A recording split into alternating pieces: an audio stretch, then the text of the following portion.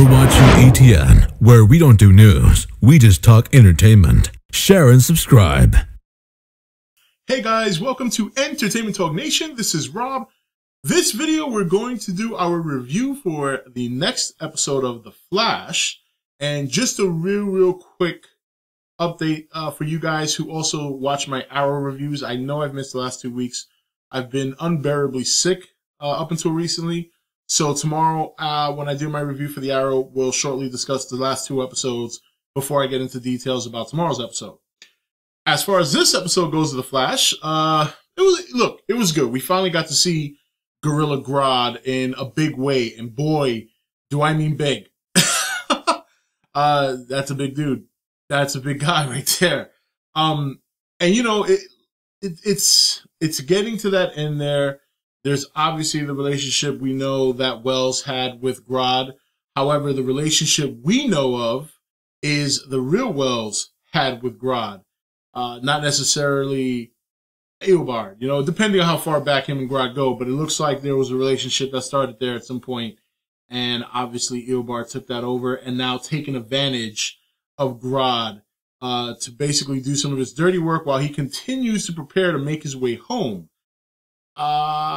Look, I mean, Grodd, I knew for a fact he wasn't dead when the train hit him. I mean, let's be honest. It's not that easy. And we see just how powerful this enemy is. As odd as it may seem for people who don't read the comics, now granted, I don't read the comics as well, but I do know of Gorilla Grodd from some of you guys who told me about him when he first debuted earlier this season. And, you know, that's the stuff of the comics. It's a character. It's a very powerful character, and they brought him onto the show. The CG is incredible. He's obviously very big. And one of the things I liked about this episode a lot, too, was the scary, you know, little eerie when they were in the sewer. You know what I mean? Very almost, I don't want to say horror movie because there's no blood and gore, but almost very suspense movie type, you know? Barry gets smacked out of nowhere. Joe gets pulled up out of nowhere. Cisco's shitting his pants. And then even when they finally showed Joe and Gorilla Grodd approached him, we see the extent of his power. You know, making Joe put the gun to his head and cock the gun. And you saw, I mean, I've never seen Joe that scared before, short of what happened when he got captured by the Weather Wizard before Barry went back in time. And, you know, the thing of it is that when when he pulled out that banana, I said, Joe, what are you doing? You know that's going to piss this guy off. This is not a normal gorilla. You don't offer him a banana. Now, and the funny thing is, you know, they, I can't remember his name now, and they said in the show like several times, but obviously manipulating, I want to say the general, and obviously manipulating him to do some dirty work. And actually, it's funny. My wife's watching it with me, and she says, "Is that Deathstroke?" And it's funny, you know, it kind of did look like Deathstroke in terms of the outfit. Obviously, I knew who it was right away. I'm sure a lot of you did as well. If you watch the trailers, you pretty much know who it was. And just the extent of his power, Gorilla Grodd's power is incredible because not only was he mind controlling him, but at the same time, he still got into Barry's mind, and and then topped that off with his brute strength. Meanwhile, Wells is with his long ancestor, Eddie, and basically just shits on him. I mean, basically just tells him that his life amounts to nothing and he doesn't even get the woman he loves. I thought that he was going to exchange bodies with him. That's what I thought until obviously the end. You see that he is prepared now to return back to his time period. I really thought that he was going to say, look, if I'm going to be stuck here, I might as well take a younger body, and at least it's somebody who's in my bloodline, so it'll kind of be something, you know, like almost being home. But no, now he still might do that. Don't get me wrong. He still might do that. I mean, before he leaves, he might take Eddie's body, figuring, well, that'll give me an extra 10, 20, 30 years of life back in my time. So there's still a chance of that, but we don't 100% know. But it was a solid episode. You know what I mean? I like seeing Gorilla Grodd. I'm glad they somewhat dedicated an episode to him. I think he is going to have a bigger role in the second season. I don't really think, obviously this one is about the Reverse Flash. That is the end game. But I think Grodd is going to be the focus of season 2. And it makes perfect sense. He's a very, very powerful character, both obviously mentally and physically imposing. I mean, can you imagine him running around Central City and causing havoc. So interesting stuff. Now on to the Iris stuff. So Iris confronts Barry. She knows who he is. Still very annoying. Still very annoying. Even my wife. My wife's like, look, I'm getting tired of this bitch. And it's, you know, she has such high expectations without really knowing how things are on the other side. And I understand. She's got the Thea syndrome. The only difference is Thea, to me, was a little bit more understandable because, I don't know, I guess it's the deliveries. You know what it is? Thea, to me, seems more forgiving.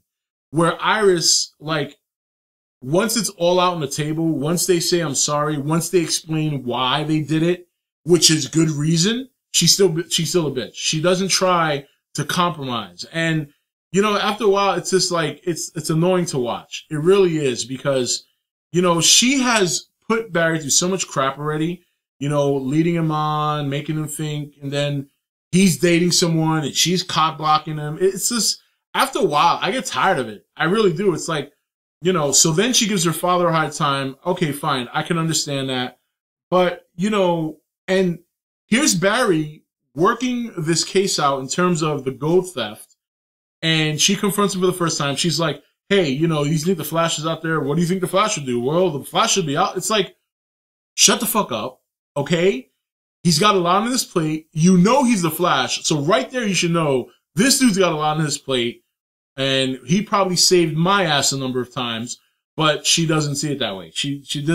She's what I'm seeing from her as a character is she is so consumed with her own feelings that she's not taking into consideration the feelings of the other ones.